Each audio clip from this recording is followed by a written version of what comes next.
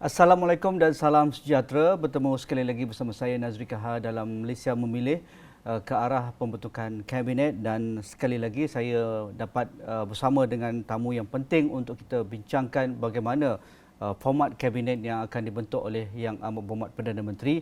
Adakah ia mengikut konvensyen yang sedia kita maklum, iaitu pemerintahan-pemerintahan kerajaan yang terdahulu, ataupun kali ini beliau akan menggunakan prerogatif yang ada pada beliau untuk menentukan jumlah ahli kabinet yang akan mendukung beliau, portfolio yang tertentu yang mungkin ada fungsi-fungsi yang penting perlu diberikan perhatian, mungkin tidak di kalangan ahli parlimen yang dilantik. Kalau itu boleh dilakukan, bukan perkara baru juga. Begitu juga dari aspek fungsi-fungsi yang mungkin ada duplication ataupun benda yang bertindih. Portfolio yang bertindih menyebabkan jumlah ahli parlimen yang dilantik menjadi ahli kabinet itu terlampau besar dan jumlah menteri kabinet itu besar, jadi mungkin akan dikecilkan seperti mana yang dikatakan, ataupun reformasi parlimen itu akan digerakkan dengan segera kerana untuk memastikan semak dan imbang lebih efisien di parlimen, iaitu pembentukan jawatankuasa parlimen ataupun jawatankuasa khas yang lebih berfungsi dan berstruktur. Mungkin itu boleh kita bincangkan. Jadi Dr. Zaharudin Ahmad Sabri bersama saya pada malam ini. Terima kasih Dr. Zaharudin. Dr. Zaharudin, pelbagai katakan telahan, pelbagai perkara yang diangkat oleh penganalisis politik dan juga pemerhati politik dalam masa selepas pelantikan Perdana Menteri. Tetapi bagi Dr. Zaharudin, adakah Perdana Menteri wajar mempercepatkan proses pemilihan pasukan beliau dari pelbagai fraksi yang mendukung beliau pada ketika ini, ataupun berilah sedikit masa kepada beliau? Ini mungkin pertama kali kita lihat hang parlimen, kerajaan apa pun namanya, perpaduan ke, kerajaan campuran ke, kerajaan muafakat ke, tetapi tidak pernah berlaku sebelum ini. Kalau berlaku pun mungkin dalam format yang kita lihat selepas langkah Sheraton dan selepas itu. Tetapi apa pandangan Dr. Zaharudin? Terima kasih Tuan Haji. Hari ini saya rasa aura lain. Saya dapat dengan haji-haji dia, aura keimanan itu berbeza sedikit.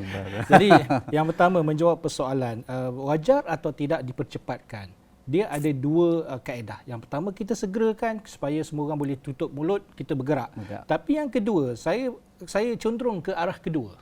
Arah kedua itu maknanya kita ada parlimen bersidang pada 19 hari bulan. Tak lama lagi. Tak lama lagi. Cadangan asalnya pada 19 hari bulan itu diadakan satu undi percaya kepada Perdana Menteri.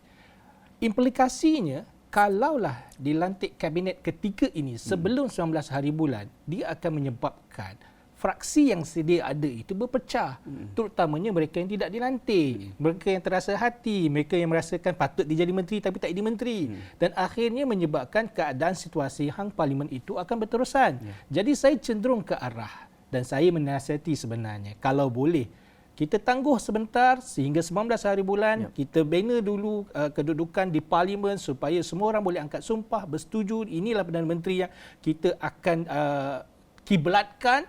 Maka kita naklah bersama-sama membina negara. Selepas 19 hari bulan, barulah kita lantik siapa yang paling sesuai untuk berada dalam kabinet yang dinakodai oleh Datuk Seri Anwar Ibrahim. Itu pandangan peribadi saya. Jadi, apa dokongan fakta lagi pada pandangan Dr. Zaharudin wajar dilewatkan sehingga selepas mendapat kepercayaan penuh kepada Perdana Menteri pada sidang parlimen 19 hari bulan? Adakah kerana kerajaan yang sudah pun didokong oleh banyak fraksi ini, sama ada dari Semenanjung Malaysia iaitu Barisan Nasional 30 kursi, dari rakan-rakan Blok Borneo itu sama ada dari GPS dan juga JRS, adakah belum dapat disahkan benar-benar mereka mendukung, ataupun dari gerak-geri pergerakan dan perjumpaan dengan Yang Amat Berhormat Perdana Menteri Dr. Zaharudin belum yakin lagi? Saya rasa hati manusia ni berbolak-balik. Bila berbolak-balik ini dia cepat berubah, dia cepat terasa hati, dan mungkin satu hari nanti kalau dia mengatakan A, besok dia mungkin mengatakan B. Selagi tidak ada kepastian akan menyebabkan itulah suasananya. Pada masa yang sama, kita tahu kenyataan yang dikemukakan oleh Datuk Seri Anwar Ibrahim mengatakan dia perlu mengecilkan kabinetnya. Jadi untuk mengecilkan kabinet, yang pertama pastinya perlu ada gabungan-gabungan kementerian. Kalau tidak dipastikan dulu gabungan-gabungan kementerian ini, bagaimana dia nak melantik siapa yang menerajui kementerian-kementerian tersebut? pada masa yang sama, gabungan-gabungan kementerian itu tidak bolehlah dianggap terlampau jauh antara satu kementerian dengan satu kementerian yang lain supaya penerajunya boleh menjalankan tugas dengan jayanya.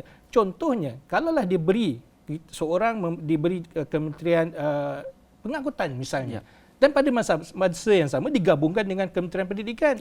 Itu adalah tidak logik. Walaupun dia adalah dua-dua kementerian yang berstatus A. Jadi kita nakkan kepada biarlah Yang amat berhormat Datuk Seri Anwar Ibrahim memikirkan dahulu kementerian yang mana yang patut digabungkan antara satu sama lain. Bila sudah ada cadangan kementerian-kementerian yang ingin digabungkan, saya rasa barulah dia boleh memikirkan siapa yang nak letak di situ. Kalau selama ini kita ada lebih daripada 30 kementerian, dan kalau kita nak menjadikan 22, pasti satu kaedah yang mekanisme yang formula yang mungkin tak tercapai oleh akal kita ketika ini. Kerana benda itu adalah sesuatu yang baru dan mungkin pada masa yang sama kita harus ingat bukan sekadar gabungan. Mungkin ada juga kementerian yang dilupuskan. Maknanya kita tidak adakan kementerian tersebut dan kita gabungan yang baru menyebabkan berlaku juga isu-isu pentadbiran. Contoh yang paling mudah, di mana kita nak letak ketua setiausaha kementerian yang kita hapuskan itu. Takkan kita nak letak di cold storage sedangkan mereka downgrade kan, sedangkan dia punya kaliber yang tertentu. Jadi banyak perkara yang harus difikirkan dan saya fikir 19 hari bulan tak lama. Biarlah dulu kita fikirkan benda-benda yang asas. Kita bina asas, barulah kita fikir siapa yang patut menakoda kementerian tersebut. Okey, dari aspek itu nampaknya Dr. Zahruddin lebih merujuk kepada reformasi kabinet. Kalau boleh dilakukan dalam masa terdekat ini sebelum dinamakan siapakah yang akan mengemudai portfolio yang ditentukan itu. Dari aspek reformasi kabinet, kita sejak beberapa dekad lalu, beberapa pentadbiran sama ada di bawah Perdana Menteri ke-7, 8, 9 yang sebelum ini, kita lihat kabinet itu gemuk. Kabinet itu gemuk dan besar dan peruntukan emolumen amat besar kepada kementerian-kementerian tertentu. Betul, dari sudut kekananan fungsinya, dari sudut kabinet yang bertaraf A itu, dan juga fungsi-fungsi yang diletakkan di bawah Jabatan Perdana Menteri. Jadi, adakah dalam reformasi kabinet, apakah cadangan Dr. Zahruddin untuk memastikan ada efisiensi dan juga mengurangkan birokrasi dan juga mengurangkan perbelanjaan emolumen kerajaan? Kerana apabila kalau Jabatan Perdana Menteri dah ambil separuh daripada jumlah emolumen ataupun fungsi-fungsi kabinet secara keseluruhan, itulah yang dipertikaikan oleh rakyat ketika setiap kali bajet. Betul. Yang kita lihat sebenarnya, bila dikata perkecilkan kabinet, saya cukup risau. Kalau secara logik, bila disebut perkecilkan kabinet, secara logik seperti Haji kata, akan menyebabkan enrolment kita mungkin terkawal kerana bajet sedikit yang untuk diperuntukkan daripada 30 mungkin pada 22. Tapi pada masa yang sama, akal saya mengatakan sebaliknya. Kalau kita ada 22 sekalipun ahli kabinetnya, tetapi ahli kabinet itu bukan mereka yang bersesuaian. Saya tak nak sebut efisiensi, saya suka pada berkaliber. Bila kita mengatakan kita meletak seseorang yang tidak berkaliber di tempatnya, maka kita sebenarnya menyebabkan pembelanjaan yang lebih besar. Betul. Jadi mana orang kita meletakkan orang yang tidak sesuai di tempatnya, maka dia tidak tahu mengendalikan function, tugasnya. Disebabkan oleh itu pembelanjaan kerajaan itu akan jadi lebih besar. Sebagai contoh, kalau kita kata untuk menangani masalah harga barang, kita tengok berapa ramai yang terlibat dalam perkara itu dan pastinya setiap daripada mereka akan mengemukakan tuntutan-tuntutan pembelanjaan yang agak besar. Adakah dengan mengecilkan kita dapat memberi jawapan yang sama dengan jumlah yang besar? Itu pun jadi persoalan. Kerana itu saya tidak mengatakan tentang jumlah. Saya mengatakan tentang kaliber dan kompetensi. Kalau kita meletakkan orang yang tidak sesuai, kita tak ke mana-mana. Back to square one. Kalau saya duduk di sebelah saya dengan orang yang tidak berkompetensi, seperti macam Haji ni memang orang terkenal berkaliber kompetensi, tak ke mana kita? Mana perbincangan kita mungkin ke laut jawapannya. Tapi bila kita meletakkan sesuatu di tempatnya, itu konsep keadilan. Meletakkan sesuatu di tempatnya. Maka kita perlu meletakkan mereka-mereka yang mempunyai bakat, Ya.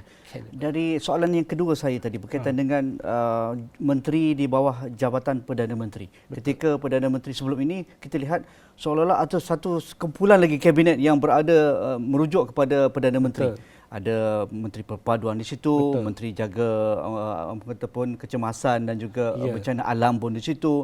Ada juga Menteri berkaitan hal ehwal agama di situ. Menteri Undang-Undang juga di situ. Menteri Undang-Undang di situ. Jadi seolah-olah Jabatan Perdana Menteri ini besar dan begitu banyak fungsi-fungsi yang spesifik yang sepatutnya boleh dicantumkan dengan rakan-rakan yang di luar fungsi-fungsi portfolio Jabatan Perdana Menteri. Adakah kali ini juga kita, Dr. Zahrudin, merasakan wajar sudah sampai masanya di bawah Jabatan Perdana Menteri ini perlu ada reformasi yang tak semestinya kecil, tetapi fungsi-fungsi yang bertindih ini perlu dijelaskan?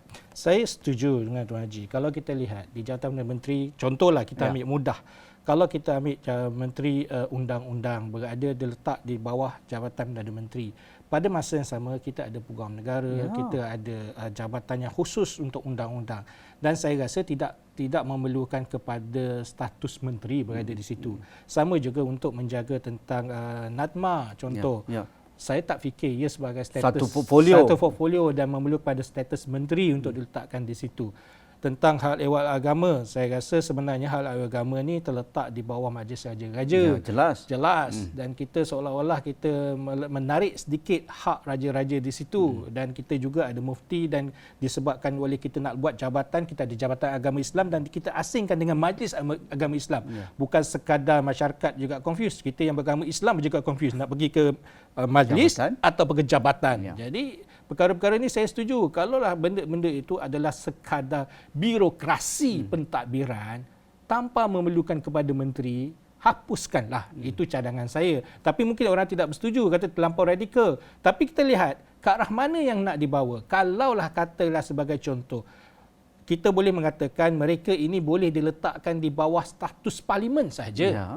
Maknanya setiap idea-idea yang ingin dikembangkan oleh undang-undang ke, oleh Jabatan Agama Islam ke, kita terus bawa ke parlimen. Tidak ada masalah di situ. Tanpa memerlukan adanya seorang yang bergelar menteri di situ. Setuju adanya menteri, ada enrolment, adanya enrolment, perbelanjaan akan besar. Adanya perbelanjaan besar bukan sekadar terhadap kementerian itu, kerana kena ingat setiap menteri dia membawa rombongan yang tertentu. Saya tak suka kalau kita seorang menteri itu terlampau ramai rombongannya. Ada seorang menteri dahulu rombongan dia adalah sampai 24 orang. Bayangkan, dan berapakah jumlah yang kita kena bayar kepada pegawai-pegawai tersebut? Duit rakyat tu. Duit rakyat. Adakah kita menafikan pegawai takbir diplomatik dalam menjalankan tugas mereka? Itu harus ditanya balik. Kalau kita menafikan tugas pegawai takbir dan diplomatik, kenapa perlu adanya pegawai takbir dan diplomatik?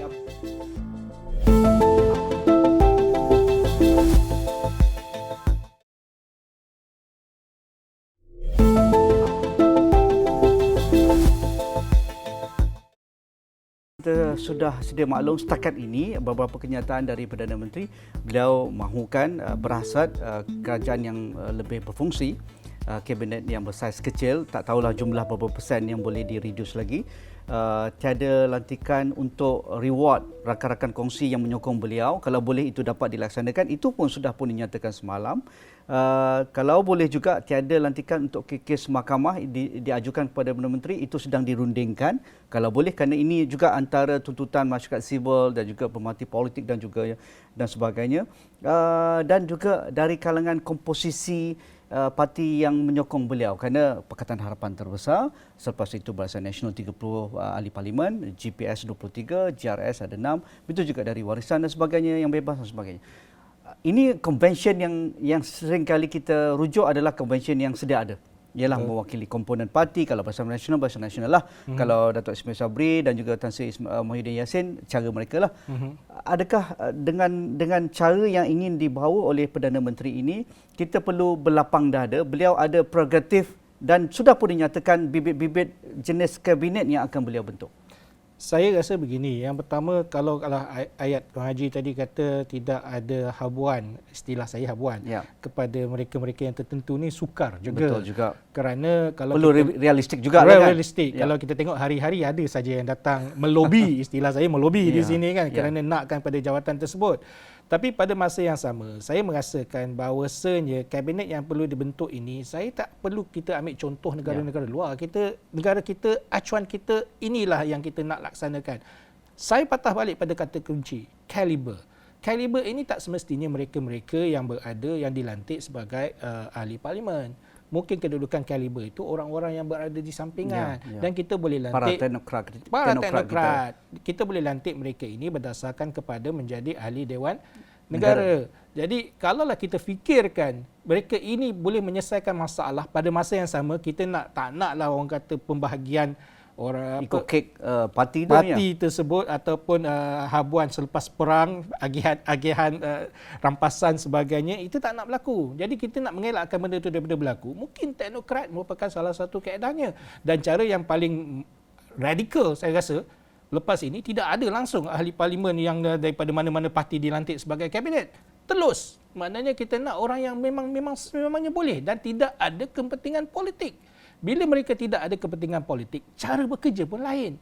Kalau orang yang mempunyai kepentingan politik, pastinya pemikiran juga ke arah politik. Memikirkan lepas ini apa akan terjadi, survival kepada ahli-ahli politik tersebut. Harus menjaga orang-orang sekeliling. Tapi kalau kita melantik orang-orang yang tidak mempunyai sebarang kaitan dengan politik, mungkin kaedah pembawaan pemerintahan pentadbiran itu akan berbeza. Dan saya pasti enrolment ataupun tuntutan-tuntutan perbelanjaan dan sebagainya pasti lebih kurang, kerana tidak ada mereka orang-orang yang perlu diambil hati di sini. Itu dah sudah idealnya Dr. Zahruddin. Tapi dari aspek fungsi ahli-ahli parlimen, sama ada di blok pembangkang dan juga blok pemerintah ataupun backbenchers, ini juga ingin dilihat. Dari beberapa kenyataan, seolah-olah pada 19 hari bulan ini Perdana Menteri ingin membawa usul undi percaya kepada beliau. Diharapkan beliau mendapat undi majoriti. Dan juga dari blok pembangkang, dari kenyataan yang sudah pun kita terima dari Perikatan Nasional, mereka ingin menjadi pembangkang yang efisien, menghormati mandat yang diberikan oleh pendukung-pendukung beliau yang sekitar 30% itu dengan 73 ahli parlimen. Betul. Tetapi dari aspek demokrasi matang, demokrasi moden, banyakkan fungsi-fungsi parlimen ini diperkasakan dengan jawatankuasa khas parlimen. Kalau kita sudah lihat adanya PSC yang membongkar banyak isu-isu berkaitan dengan kewangan, juga select committee yang ditubuhkan dalam pentadbiran yang lalu walaupun belum berfungsi sepenuhnya. Dan juga kita ingin lihat shadow cabinet yang mungkin lebih berstruktur, shadow cabinet itu. Kerana yang boleh dibayar gaji, ada pegawai penyelidik, ada yang memantau setiap portfolio menteri di dalam pentadbiran Datuk Seri Anwar Ibrahim. Jadi adakah Dr. Zahruddin bersetuju? Semak dan imbang yang diperlukan di sini ialah kita mengiktiraf juga peranan pihak pembangkang. Saya setuju mereka sepatutnya diberi juga sedikit imbuhan kerana melakukan tugas-tugas sama seperti menteri. Dan saya setuju apa yang mana Tuan Haji mengatakan, dia juga memerlukan kepada pasukan-pasukan penyelidik untuk membantu beliau dalam memastikan fakta-fakta yang nak diutarakan di dalam parlimen itu adalah fakta-fakta yang betul. Pada masa yang sama, kaedah reformasi pemikiran juga perlu. Kita tidak pernah ada pun selama ini konsep yang dianggap sebagai formal. Yang ada sebelum ini adalah sekadar ad hoc. Orang kata sandaran semata-mata. Jadi kalau kita boleh mewujudkan perubahan ini, saya setuju. 19 hari bulan hari itu bukan sekadar merubah landscape politik kita, tetapi perlu juga merubah landscape pemikiran rakyat. Juga perlu juga menjadikan sebagai landscape advokasi pendidikan demokrasi berparlimen yang sebenar-benarnya. Yang paling penting sekarang ini, apa yang perlu dilakukan ialah bagaimana kita menjelaskan pembaruan-pembaruan yang nak dilaksanakan supaya orang tidak melihat bahawasanya pembaruan-pembaruan yang nak ditunjulkan ini hanya sekadar pembaruan populis. Kita nak menunjukkan bahawasanya pembaharuan yang nak ditunjukkan adalah pembaharuan yang dianggap sebagai memajukan negara secara substantif. Maknanya bukan cakap kosong. Saya tak nak bidas haji dengan ulasan-ulasan tak ada fakta. Saya nak membidas dengan substantif supaya apa yang kita nak kemukakan selepas ini ada hala tujunya dan diangkat sebagai agenda utama negara. Okey, Dr. Zahrudin, berkaitan dengan reformasi institusi, sudah pun kita lihat ada kejayaan kalau boleh kita anggap sebagai satu yang boleh dibanggakan apabila termeterainya CSA ataupun MOU antara pembangkang dan juga kerajaan di bawah pentadbiran Datuk Seri Ismail Sabri. Itu jelas beberapa undang-undang besar diluluskan dengan hampir majoriti ahli dewan kerana adanya CSA ataupun MOU ini. Adakah format MOU ataupun CSA ini, walaupun kita harapkan dokongan kepada Datuk Seri Anwar Ibrahim ni melebihi majoriti mudah, boleh buat kerja terus, tetapi mengapa tidak, walaupun beliau mendapat dokongan besar, mengapa tidak MOU dan CSA ini diteruskan? Kerana akhirnya pembangkang ada tanggungjawab, pembangkang ada sistem pemantauan yang jelas dengan shadow kabinetnya yang dibayar gajinya, ada pegawai penyelidiknya. Begitu juga dipowerkan ataupun diperkasakan jawatankuasa khas parlimen yang dibayar gaji juga, ada komposisi yang adil, pembangkang, ahli kerajaan dan juga di kalangan pentadbiran awam. Pandangan Dr. Zahrudin. Setuju. Saya pernah mengutarakan selepas wakil rakyat dilantik, mereka itu bukan lagi mewakili parti. Ya. Mereka sudah mewakili keseluruhan rakyat.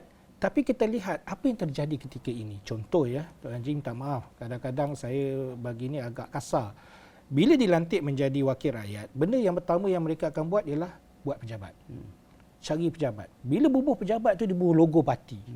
Itu satu kesilapan besar. Kerana sepatutnya wakil rakyat tidak boleh orang kata istilah dia meletakkan diri dia sebagai wakil partisan lagi lah. Partisan lagi kerana dia mewakili. Dah selesai dah. Dah selesai. Kalau saya tidak menyokong wakil rakyat tersebut, kalau saya memerlukan bantuan dia dan saya terkenal kerana bantahan terhadap parti beliau, adakah saya akan pergi ke pusat perkhidmatan?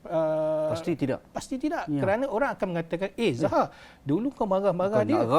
Berarak-arak kau marah dia. Tiba-tiba pergi ke situ. Sedangkan kita pergi berdasarkan kita nak hikmat dia sebagai wakil rakyat, bukan sebagai wakil parti. Mentaliti ini yang harus diubah. Boleh atau tidak? Saya pernah mengusulkan, kenapa tidak? Pejabat-pejabat daerah, majlis daerah sebagainya pasti ada satu bilik kosong. Situ je cukup. Letak di situ tanpa perlu ada sewaan baru. Maknanya tanpa ada logo parti di situ. Pergi je siapa yang perlukan Pejabat pergi adun, pejabat ahli parlimen, letak setempat. Pada masa yang sama peruntukan diberikan kerana mereka berkhidmat untuk keseluruhan rakyat, tidak ada kena-mengena dengan parti. Maka perubahan paradigma pemikiran ini yang cukup penting. Saya setuju dengan Tuan Haji. Benda ini janganlah kita masih lagi bermain dengan adu domba pemikiran bahawasanya jika kita beri bantuan pada mereka, mereka itu akan akhirnya akan mendominasi kawasan tersebut dan kita tetap kalah. Tak boleh. Tidak. Jadi mereka sudah dipilih. Mereka sudah dipilih dan hak rakyat harus diberikan. Bantuan yang termaktub harus diberikan. Jadi paradigma pemikiran mengangkat pemikiran baru ini, saya setuju Tuan Haji, mungkin Tuan Haji boleh menggerakkan, inilah dia yang sepatutnya berlaku. Hari ini, selepas ini, kita mengangkat semua pejabat wakil-wakil rakyat tidak lagi boleh menggunakan logo. Itu syarat yang pertama. Dan saya minta KT, Kementerian Pembangunan Kerajaan Tempatan, berikanlah ruang untuk mereka. Kerana itu adalah di bawah Kementerian Kerajaan Tempatan. Jadi tak salah kerana mereka berkhidmat untuk rakyat. Wang disalurkan di situ. Antara perkara yang urgent ataupun penting diangkat oleh masyarakat sivil dengan pembentukan kerajaan baru ini untuk bergerak ke hadapan dengan situasi negara, nampaknya tidak ada parti yang dominan dan ahli politik perlu berlapang dada. Mereka juga perlu berlapang dada. Kalau mereka buat salah, mereka mudah juga dijatuhkan oleh pihak sebelah sana. Realitinya dari sudut pengasingan kuasa, amat mudah kita mengangkat ini dari sudut pemisahan antara AG dengan pendakwa raya. Itu antara yang dimahukan. Begitu juga fungsi-fungsi yang penting seperti fungsi Pusurujaya SPRM. Mengapa tidak ahli parlimen menentukan dengan kriteria-kriteria yang dicalonkan itu perlu menepati kehendak-kehendak ahli parlimen. Begitu juga pengurusi SPR misalnya. Jadi adakah ini juga perlu seiring? Kerana ini semua jawatan-jawatan yang sensitif, yang akhirnya akan menjadi bulat dan juga satu defensive mode yang akan digunakan oleh ahli politik. nampaknya ketika Tommy Thomas mereka menyerang sebelah sini, sebelah sana. Begitu juga dari sudut isu 1MDB dan sebagainya. Jadi adakah ini juga perlu disegerakan dengan pembentukan kabinet ini? Perlu sangat, kerana bagi saya ramai orang lupa bahawasanya pemegang taruh kepada negara ini ialah kita, rakyat, mereka yang ada inai biru di jari. Kita yang menentukan. Jadi sepatutnya setiap perjalanan kerajaan harus dilaporkan kembali kepada pemegang taruh. Di mana tempat paling sesuai untuk dilaporkan kembali? Parlimen lah. Di Parlimen. Jadi di manakah tanggungjawab mereka-mereka yang dilantik ini? Parlimen. Parlimen. Jadi kita bersetuju. Ini je paradigma pemikiran baru. Mereka-mereka yang dilantik dengan jawatan-jawatan yang cukup penting, yang memang harus menjawab kepada pemegang taruh, kita letakkan dia kembali di Parlimen. Supaya mereka boleh menjawab kembali di Parlimen, di soal jawab, dan pemegang taruh boleh berpuas hati terhadap segala tindak tanduk mereka. Okey. Dr. Zahrudin kena datang lagi lah bila ada pengumuman Menteri Kabinet diumumkan. Terima kasih Dr. Zahrudin Ahmad Sabri dan juga rakan-rakan yang menonton pada malam ini. Pastinya kami di Astro Awani memberikan liputan terkini berkaitan dengan pembentukan Kabinet terus di 50 Astro Awani dan juga di semua platform astroawani.com. Sekian. Assalamualaikum. Kita jumpa lagi.